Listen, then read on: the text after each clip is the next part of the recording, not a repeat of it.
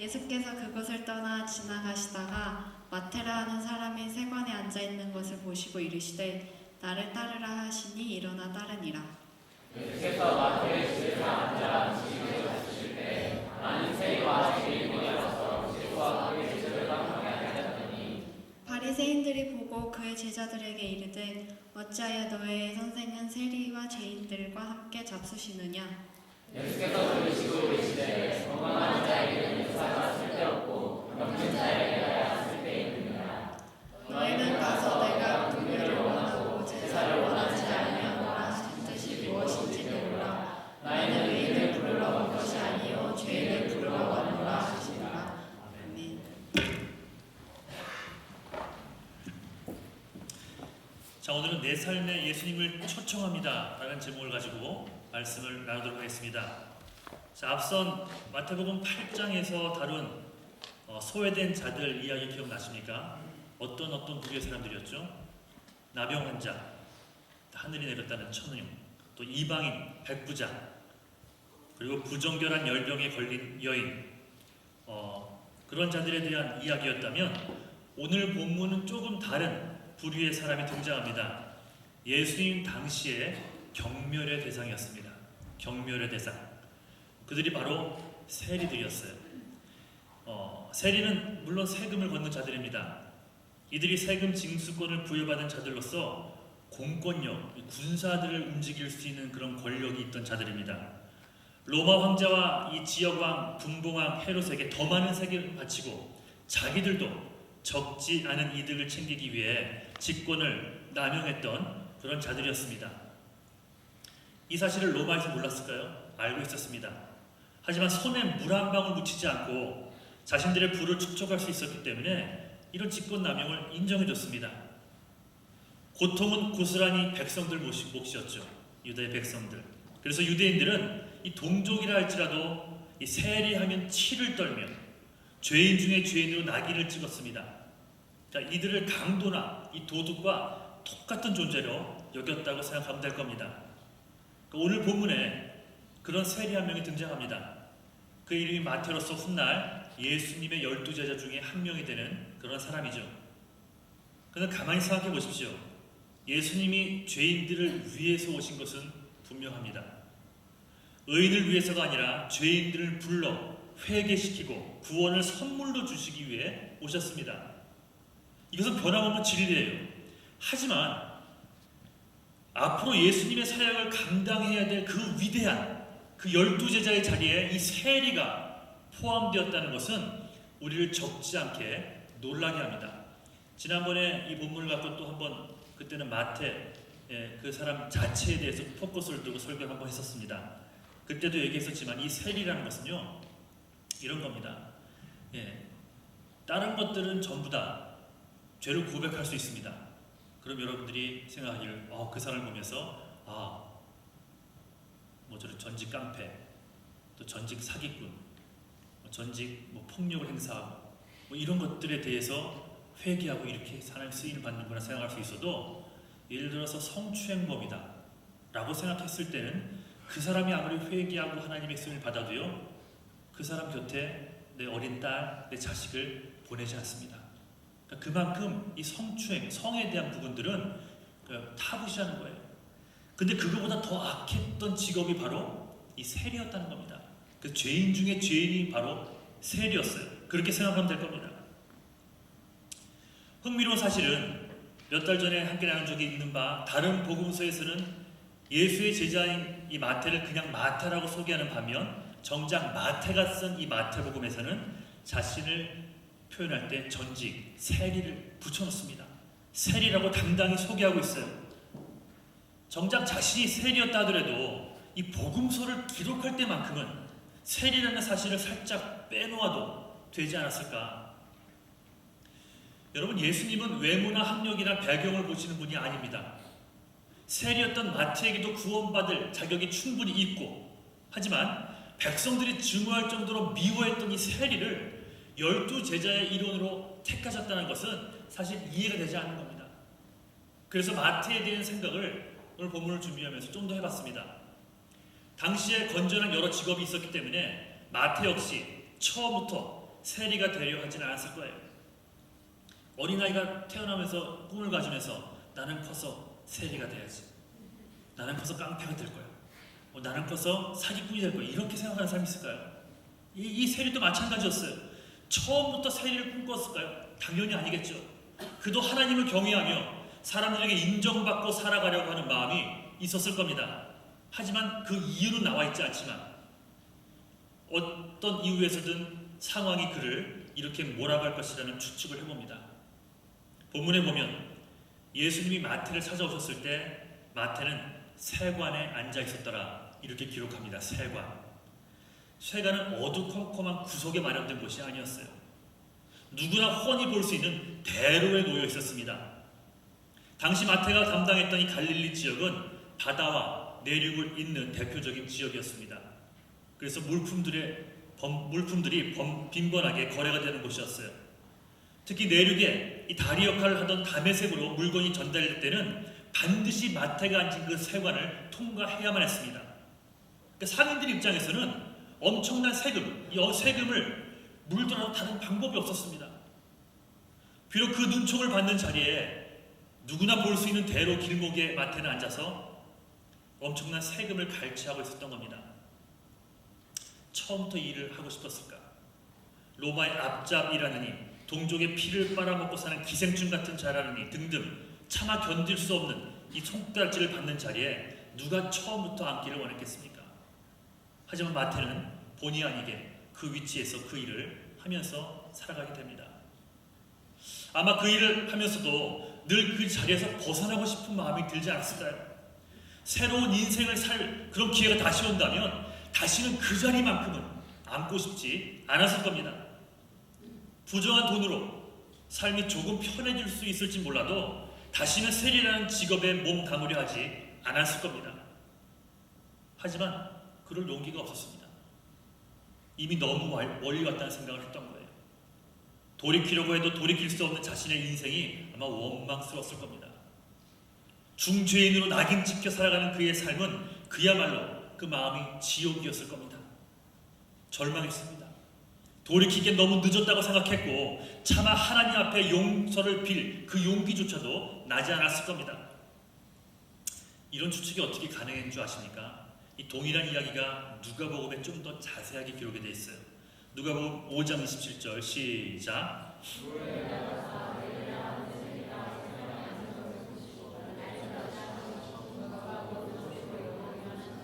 여기서의 세리가 레위가 바로 마태를 칭한다는 것을 예전 설교에서 말씀드렸습니다. 예수님이 마태를 찾아오셔서 나를 쫓으라 라고 하신 말씀에 마태는요 고민도 하지 않고 모든 것을 버리고 예수를 따랐습니다. 이것은 짜여진 각본에 움직인 것이 아니에요. 아주 나쁜 짓을 하다가 예수가 메시아라고 하는 예수가 와서 너 나 쫓아 라고 말하면 그러지 뭐 하면서 일어나 쫓게 된 것이 아니라는 겁니다. 핵폭탄 같은 이 마음의 변화 속에 이런 결단을 하게 된 거예요. 모든 것을 버리고 떠났다고 합니다. 당시 예수님에 대한 소문을 들어 알고 있던 마태는 뜻하지 않았던 그 메시아라고 하는 하나님의 아들이라고 하는 예수의 방문을 받고 적지 않게 놀랐을 겁니다. 눈먼 자를 보게 하고 앉은 베개를 걷게 하고 귀신을 내어쫓고 심지어는 죽은 자까지도 살리시는 나사렛 예수라고 하는 분이 자신을 직접 찾아오리라고는 상상도 하지 못했어요. 특히 세리였던 자신이 하나님 앞에 중죄인이었던 것을 너무나 잘 알고 있었던지라 감히 하나님의 아들이라고 칭하는 예수 그리스도의 방문은 이 놀라 자빠질 만한 일이었습니다. 나랑은 전혀 상관없는 정말 주님께서 방문을 하더라도 제일 마지막에나 방문할 수 있는 그런 나 같은 자를 지금 예수님이 찾아온 겁니다. 그는 그동안 그나마 붙잡고 살았던 자신의 직업, 이 세관의 자리를 박차고 일어납니다. 주저함이 없었어요. 누가복음의 본문을 보면 그는 그냥 그 자리를 잠시 떠난 것이 아닙니다. 그 자리를 버려두고 모든 것을 버려두고 예수를 쫓은 것으로 기록이 되어 있습니다. 사실 세리였던 마태는 그동안 어떤 부류의 사람의 방문도 받아보지 못했을 겁니다. 그런 그가 자신을 찾아오신 예수님, 그 예수라는 자를 눈앞에서 바라봅니다. 또한 그 짧은 시간에 자신의 문제를 마치 알고 있는 듯 긍휼히 바라보시는 그 눈동자를, 그 눈을 바라봤을 겁니다. 이전에는 경험해보지 못했던 따뜻한 눈빛이었습니다. 그리고 그 제약된 자리를 떠나지 못하고 괴로워하던 자기에게 모든 사정을 다 알고 있는 듯 얘기합니다. 이제 일어나 나를 따르거라. 그 명령하시는 예수님의 음성을 듣습니다. 어찌 흥분하지 않을 수 있겠습니까? 그 짧은 방문에 마태는 예수님을 이미 구세주로 영접했습니다. 자신의 나머지의 온 삶을 의탁할 수 있는 분으로서 예수를 맞아들인 것입니다. 가진 부, 직업, 이 모든 것들을 포기하더라도 놓칠 수 없는 분으로 그는 예수를 붙드는 거예요. 자, 그 후에 어떤 일이 벌어집니까? 마태가 뭘 베풉니까? 생뚱맞은 이야기 같지 몰라도 잔치를 베풉니다. 자, 10절 읽겠습니다. 시작.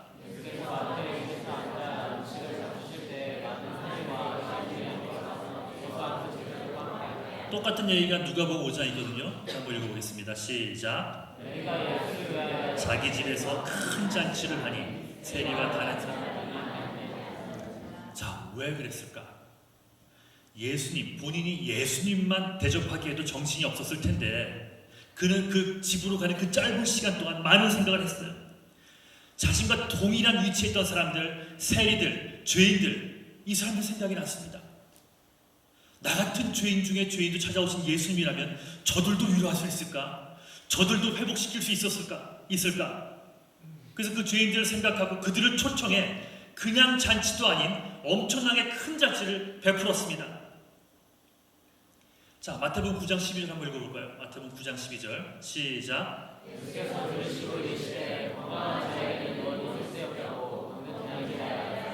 자, 13절 읽겠습니다. 내가 의인을 부르러 온 것이 아니요. 마태는 알았어요. 예수님은 가다 보니까 우연히 자기를 발견하고 오신 것이 아니라 죄인된 모습으로 절망 가운데 살아가는 자신을 손수 찾아내어 다가오셨다는 사실입니다. 보이지 않는 손길이 있을까요? 여러분들이 여기 지금 앉아있잖아요. 여러분들이 여기 나오고 기적 아닙니까? 여러분 같은 사람들이 예수를 믿고 이 자리에 하나님을 찬양하는 이거 기적 아닙니까? 혜미가 다음 주에 세례를 받습니다. 그러니까 어쩔 수 없어. 이렇게 세례식 받을 때는 그 사람 얘기를 또 많이 하니까요. 지금 어머니가, 그러니까 아버지 어머니 돌아가신 후에 얼마 전에 어머니가 마음이 힘들었는지 아무튼 예수 믿는 친구들을 따라 교회를 가기 시작했고, 방학 때만 되면 교회를 안 나갔던 혜미가 지난 방학 때는 어머니 손을 잡고 교회 갔더니 엄마가 가니까 안 갈 수 없잖아요. 그러니까 엄마가 가니까 교회를 집에 방학 때도 가게 된 거예요. 이런 일이 벌어졌네요. 여동생도 교회를 당연히 나가고, 그리고 어머니가 막 기도원도 가서 막 기도하고요. 그리고 방언도 받았다고 제가 들었어요. 예. 하나님께서 어떻게 보면 엄마도 사랑하지만 혜미라는 사람 한 사람을 이끌기 위해 또 이렇게 이끄는 건 아닐까. 혜미가 예수를 안 믿고도 교회를 다녔던 것도 기가 막히지만 이제 예수를 믿고 나면 아주 영향력 있게 또 하나님을 위해 살아드릴 수 있지 않을까요? 그러니까 이게 여러분, 혜미가 그래서 큰 하나님의 일을 할 거라는 얘기가 아니에요. 아마 세례 받고 나서도요, 실수하고 실패하고 그런 모습이 있을 겁니다. 그런 무슨 말씀을 드리는 거 아니? 혜미가 먼저 하나님 찾은 것이 아니, 여러분이 먼저 하나님 찾은 것이 아니라 우연히 가다가 걸려들었나요? 혜미가 막 구원의 연기를 하다가 한번 가볼까 탁 들어왔다가 예수 믿게 됐어. 이게 아니죠, 여러분. 하나님이 손수 찾아가신 거예요. 우연이 아니라는 거예요. 손수 찾아내요. 먼저 다가오신 하나님의 은혜가 있었기 때문에 혜미도 구원을 받고 여러분들도 구원 받은 거 아닙니까? 누가복음 19장 10절 시작. 잃어버린 자를 찾기 위해 오신 예수님, 구석구석 숨어 지내는 죄인을 찾아내기 위해 오신 분이 바로 우리의 구주가 되시는 예수님이십니다. 즉, 나 같은 죄인 한 명을요, 발품을 팔아 힘들게 어렵게 육신을 입고 오셔서 찾아오신 분, 바로 그분이 예수님이라는 사실을 잊지 않기를 주님의 이름으로 간절히 축원합니다. 마태복음 9장 13절에 예수님은 죄인을 부르러 오셨다고 기록하죠. 신약에서 이 부르다라는 단어, 이 칼레오라는 단어는요, 초청하다라는 뜻이 있습니다. 근데 그냥의 초청이 아니라요, 목적을 가지고 초청하는 거예요. 이러한 부르심과 초청에 분명한 목적이 있다는 것, 목적이 있는 부르심, 목적이 있는 초청이라는 말입니다. 뭡니까? 죄인을 회개시켜 회복시키기 위해 부르신다는 거예요. 누가복음 5장 32절 시작. 죄인을 불러 회개시키려 하노라. 이러한 세세한 감정까지 이 본문에 나와 있지는 않지만 이 예수님의 부르심을 받은 이 예수의 초청을 받은 마태는 그 짧은 시간 동안 그 부르심이 어떤 부르심인지 그 초청이 어떤 초청이었는지를 분명히 깨닫고 있었습니다. 자신의 생업, 자신의 전부였던 이 세관을 버리고 예수님을 쫓았다는 것은 예수 그리스도의 부르심의 분명한 목적을 이미 알고 있었음을 뜻합니다. 이렇게 부르심의 분명한 목적을 알고 있는 자들은요, 모든 걸 버릴 수 있습니다. 더 크고 위대한 하나님의 부르심에는 내가 지금 가지고 누리고 있는 것보다 더 풍성한 삶, 이 약속되어 있음을 믿기 때문에 내가 지금 가지고 있던 손에 쥐고 있는 것들을 내려놓을 수 있는 거예요. 평생 죄인으로 살아온 마태, 그는 예수의 부르심을 받고 일어나 쫓으면서 그냥 쫓았을까요? 진심으로 지난 삶을 회개했을 겁니다. 지난 자신의 삶을 돌아보며 이 동족의 등을 쳐먹고 상관들에게 굽실거리면서도 주변의 가난한 자를 돌아보지 않고 살아왔던, 오히려 백성들의 피와 땀을 도둑질하며 살아왔던 자기의 모든 과오들이 떠올라 막 회개하며 따랐을 겁니다. 예수를 따르면서 주체할 수 없는 눈물을 흘렸을 거예요. 그런데 그 회개의 발걸음 속에 어느덧 자신이 회복되어감을 느낍니다. 예수님이 그를 부르신 목적이 완성이 되어가는 거예요. 회개와 회복. 마태는 이제 새로운 사람, 새 생명, 새 삶으로서의 마태로 회복이 됩니다. 중요한 게 이거예요. 마태는 이 감격을요, 이 기쁜 소식을요, 혼자 누릴 수 없었던 겁니다. 예수님이 네가 은혜를 받았으니 잔치 좀 베풀어야 할 거 아니냐 라고 지금 요구한 게 아니었어요. 그는 이 기쁜 소식을 자기 같은 죄인들에게 전하고 싶어 예수를 따라가는 그 순간 견딜 수 없었던 겁니다.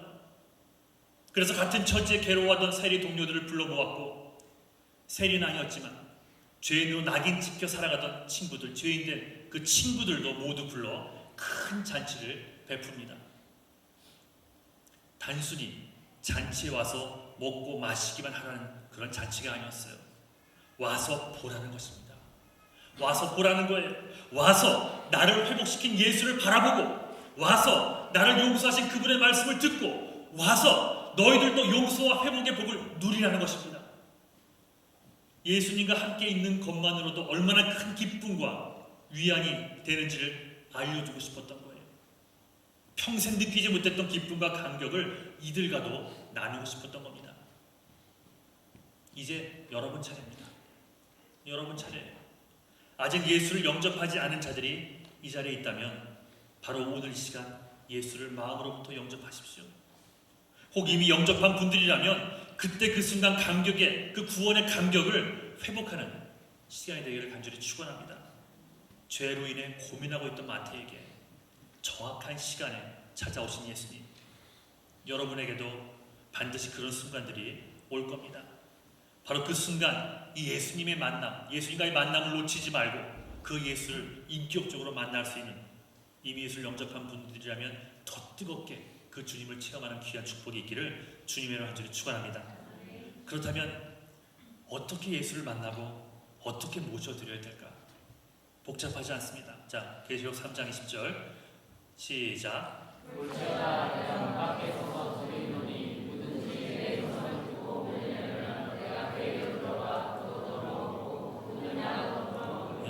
자, 우리 사진 한번 봐볼까요? 사진은 있습니까? 사진 내가 안 줬나요? 자, 우리 불을 잠깐 어둡게 하시고 잠깐 공통적으로 한번 찾아보십시오. 자, 다음 장면. 그림을 꼭 이렇게 그립니다. 자, 다음 장면. 또 다음 장면. 공통점이 뭡니까요? 네, 불 켜주세요. 예수님이 일단은 우리의 마음 그 바로 밖에 오셔서 늘 그 마음의 문을 두드리고 있다는 것. 그런데 그 문의 손잡이는 내 마음 안쪽에만 있는 거 아십니까? 그래서 억지로 안 하세요. 마음을 받기 원하시는 분이기 때문에 억지로 안 하세요. 예를 들어서 꿈에 나타나서 너 나 안 믿으면 죽어 이렇게 한 30일만 나타나신다면 여러분 안 믿겠습니까? 두려워서도 믿지 않겠어요? 근데 마음을 달라 하시는 하나님이 우리가 예수를 믿게 되는 것은 그런 방법으로 역사하지 않습니다. 내가 사랑하는 여자가 있습니다. 그 여자를 한번 협박을 해볼까요? 협박을 해서 가두고 감금하고 나 사랑해 안 사랑해? 마지못해 사랑해. 그게 사랑인가요 여러분? 하나님은 똑같이 보세요. 그 사랑을 억지로 하길 원치는 않지만 적어도 문 밖에 오셔서 우리의 마음을 두드리는 것까지는 하십니다. 그래서 안 믿는 자들을 포기하지 않고 끝까지 찾아가셔서 기회를 주시고 믿는 사람도 붙여주시고 사건 때로는 사고를 통해서도 주님을 알기를 원하시는 그 하나님의 손길. 결국은 그런 것까지는 하나님이 하지만 그러나 마음의 문을 여는 것은요 우리가 해야 되는 겁니다. 우리가. 그래서 우리가 그 문을 스스로 열기만을 지금도 기다리고 계세요. 그러므로 우리가 해야 할 일은 그 문을 여는 겁니다. 마음의 눈이 보이는 것도 아닌데 어떻게 여냐고요? 여러분 기도하십시오. 그거야말로 기도하는 겁니다. 어떤 방법이 없어요. 정말 원하신다면 입술을 열어서 이렇게 기도하십시오. 한번 따라서 해보세요. 예수님, 아직은 잘 모르겠지만 내가 내 마음의 문을 당신을 향해 엽니다. 기꺼이 예수 그리스도를 내 인생의 주인으로 모십니다. 주님 내 안에 들어와 주세요. 적어도 이 자리에 앉아 있으면서 아직 예수가 믿어지지 않는 분들은 여러분 이렇게 기도하십시오. 마태에게 다가가신 예수님 역시 마태의 마음의 문만 두드린 겁니다. 일어나 쫓아 이 얘기 주신 기회를 주신 거예요. 그때 마태는 그 초청의 손길을 거절하지 않고 모든 것을 버리고 예수를 쫓았습니다. 모든 것을 버린 것, 예수님을 쫓아간 것, 쫓아가며 회개한 것, 그 감격에 못 이겨 이웃에게 죄인된 이웃에게 잔치를 베풀고 예수님을 소개한 것. 마태는 자기의 문을 확실히 열어드렸어요. 이제 그 초청에 응하여 마음의 문을 열고 예수를 나의 구주로 영접한 사랑하는 여러분, 우리도 이제 동일하게 해야 할 일이 있죠. 그것이 바로 예수님이 나 같은 죄인을 긍휼히 불쌍히 여기셨듯 우리 또한 여러분 주변에 복음이 필요하고 위로가 필요한 자들을 향해 불쌍한 마음, 긍휼한 마음을 품고 살아가는 겁니다. 마태는 마가와 누가가 기록하지 않은 말씀 한 구절을 더 적고 있습니다. 자, 13절 시작.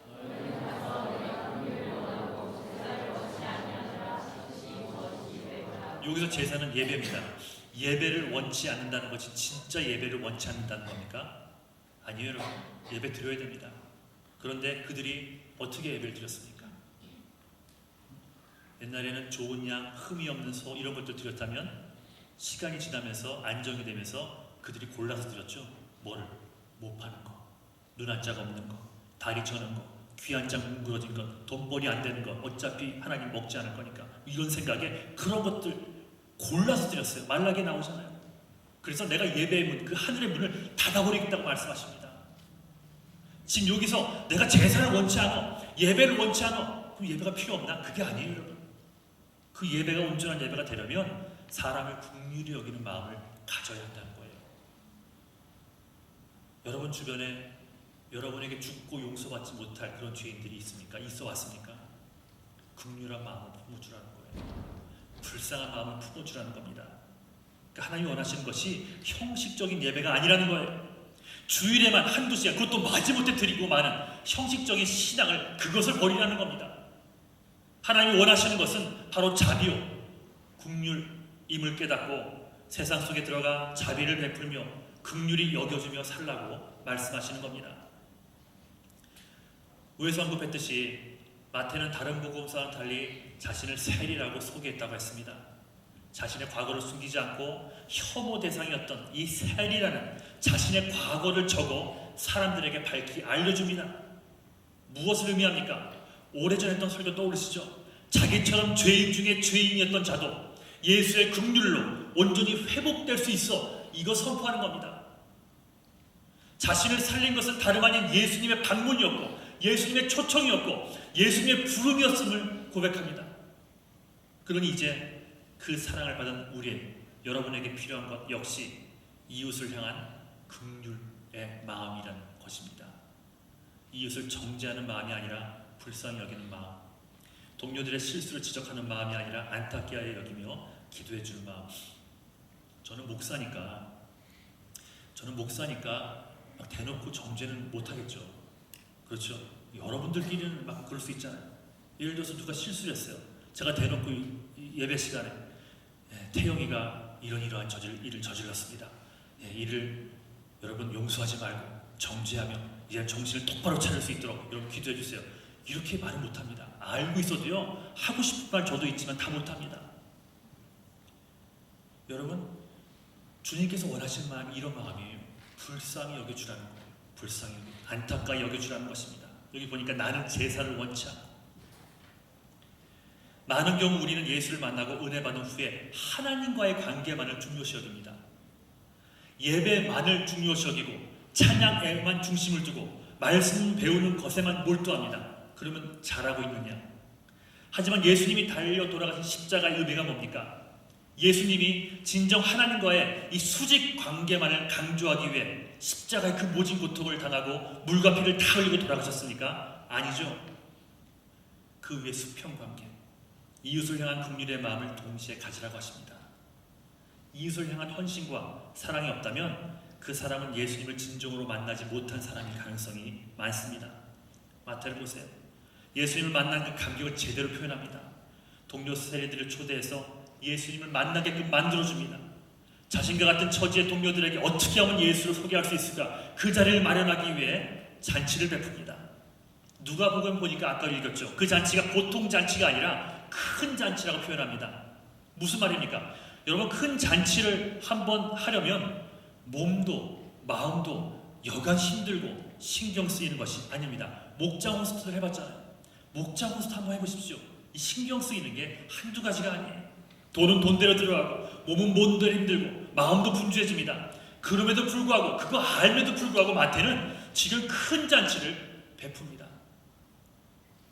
즉 예수님을 소개하고 예수를 전하기 위해서는 먼저 섬기고 먼저 봉사하는 희생이 따라야 한다는 거예요. 난 손해보기 싫어. 난 피곤한 걸 질세게 하면서 조금도 희생하려 하지 않는 그리스도인들이 있다면 여러분 어떻게 하겠습니까? 목장 호스트 한번 하기 싫어하는 사람들 향해서 어떻게 하겠습니까? 비난하겠습니까? 못할 수 있죠. 못할 수도 있어요. 음식을 못 만들면 못할 수 있어요. 형편이 안 되면 못할 수 있습니다. 그런 것들이 다 교회에서 용납이 돼야 돼요. 그러니까 이런 사람들을 보고 뭐라 할 것이 아니라 여러분 그냥 자기 스스로를 돌아보십시오. 헌신을 어디까지 할 수 있을까? 이것도 한번 해볼까? 그런 마음들이 조금씩 필요한 거라는 거예요. 하지만 근본적으로 그게 목장 호스트가 아니더라도 조금이라도 희생하려 하는 마음이 없다면 그것은 틀려도 한참 틀렸다는 거예요. 이웃을 향해 희생하는 모습이 어떤 모습으로든 생겨나야 한다는 겁니다. 복음을 위해 물질이 필요하다면 물질을, 시간이 필요하다면 시간을, 내 몸에 에너지가 필요하다면 그 에너지를 쏟아붓는 그런 자리를 선택해야 된다는 것입니다. 자, 말씀을 정리하겠습니다. 죄중에 방황하던 나에게 예수님이 찾아왔습니다.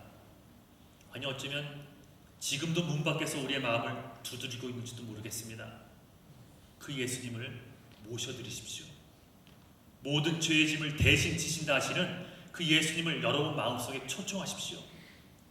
아까 우리 고백했잖아요. 예수님, 이 시간 제 마음속에 주님을 초대합니다. 내 삶 속에 들어와 주인이 되주세요.